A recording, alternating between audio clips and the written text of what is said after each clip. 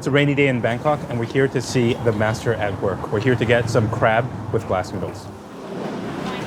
This stall has been here for 38 years, and they've been making this stellar, well-awarded dish. So here's the setup. 4 burners going on at once. These modern iterations of the clay pot, stainless steel pots, loaded with aromatics. And chef has a very zen-like approach to the cooking. This is one of my favorite places to stand because you get to watch a master at work. I mean, he's cooking with 1 fork, which is maybe the coolest thing I've ever seen. And he's slowly watching the doneness of the glass noodles. It's a really simple dish, which means that every single ingredient needs to be perfect. A lot of people have this idea of what street eats is supposed to be. It's frenetic, it's in the middle of the street, it's crazy, it's like all sorts of things going on, it's chaotic, but this is one of the most serene, clean, and beautiful places to eat street food in Bangkok. Look at how polished these pots are. Like, there's no drippy, droppy anything anywhere. Look at these like live crabs. They're sorted. By the way, they have a limited number of every day. That's when you know the ingredients are good. And they're rare. These are what I know to be flesh crabs. They're known for their big, juicy, sweet claws. And because they're female, these crabs are also juicy, filled with roe. Come over here. In each of these clay pots is layered aromatics. On the bottom is the lard, keep things from sticking, white pepper and Sichuan peppercorn. There's little cloves of Thai garlic, trimmed scallion, and a little bit of cilantro, and importantly, cilantro roots. And when an order comes in, a butcher will kill the crab, get rid of all the parts that he doesn't want, cleaves it in half one more time, takes off the claw. He's cracking it so that it cooks quickly, but also that it eats quickly. Layering it precisely over the aromatics. 1 entire crab per clay pot. That's the roe, orange. The green, that's a tamale, or crab fat. But this is all going to cook quite consistently. This stack here next to chef, that's how he knows what to make. So the beginning of the cooking process is all about dry heat.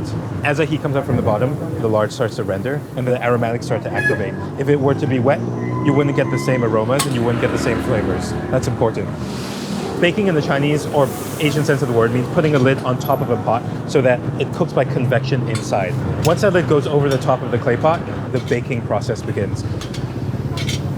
Come look at this. That's the basic seasoning for the glass noodle. First, a heaping scoop of oyster sauce, Thai-style oyster sauce, a little bit lighter in color. A dash of Maggi, a squirt of oil, a little bit of white pepper, and a little bit of water. That's when he adds glass noodles that are soaked in a little bit of water that he tears to the specific length that he needs them to be.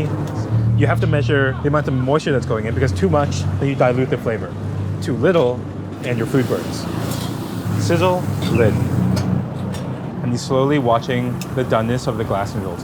He's flipping it to put the less cooked noodles on the bottom, not only to make sure that the noodles themselves are fully cooked, but to use it as a cover for the different parts of the seafood to encourage them to cook at a faster rate. The noodles are the lid, right? They're also literally the conducting heat up through hot liquid, through this noodle, on top of the crab, so that the crab itself cooks. Also see that liquid on the bottom is getting thicker and thicker and thicker. That's good for a couple of reasons. For one, when it's thicker, it means that water is evaporating. The stuff that is left behind is therefore more condensed in flavor and more flavorful. Second, as it's getting thicker and thicker, it's going to start coating the noodles and coating that seafood. What's causing it to coat is not an addition of cornstarch or any like slurry, but rather the things that are coming off the crab and the seafood itself. Look at those scallions. It's only the center of the scallion, of young scallions at that. Scallions are a very Thai-Chinese way of seasoning seafood. Chef's got an internal clock. He knows which pot went on first. He knows which pot to take off first. He knows when to add the noodles. He has a sixth sense for when to add the scallions. The scallions will begin to wilt. They'll become bright green. And at that point, the noodles should be fully translucent and they should be done. So pretty. When people think about street food in Bangkok, people think about chaos. They think about like these streets bustling, all that energy, all these things happening at once. But this place is not like that at all. Here at Somsak, the cleanliness and the meticulousness of that chef seems to permeate as energy throughout the street. It's just you and the food. Oh, gorgeous.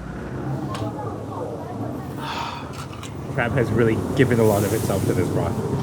They give you 2 forks because all the noodles are here, translucent and brown, all together. And to divide them up, you're gonna have to split them up like this. There you go. That lard that's been rendering on the bottom with that sauce, you want to make sure that your noodle really sops that up.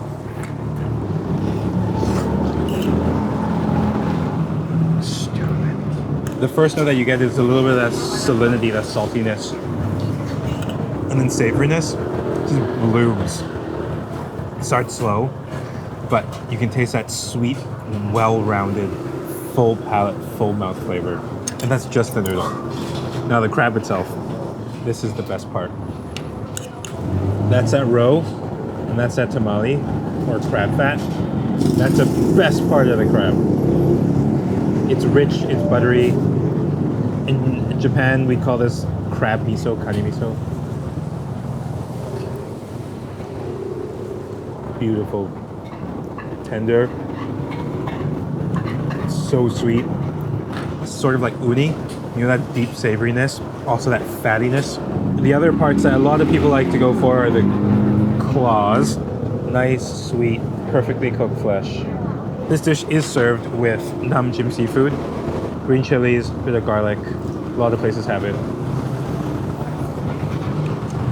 Yum. It's like a kiss from the ocean.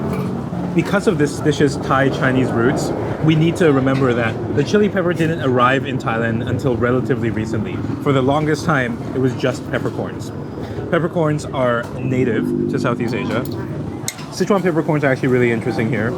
It's tingling in your mouth. That's what that Sichuan peppercorn does.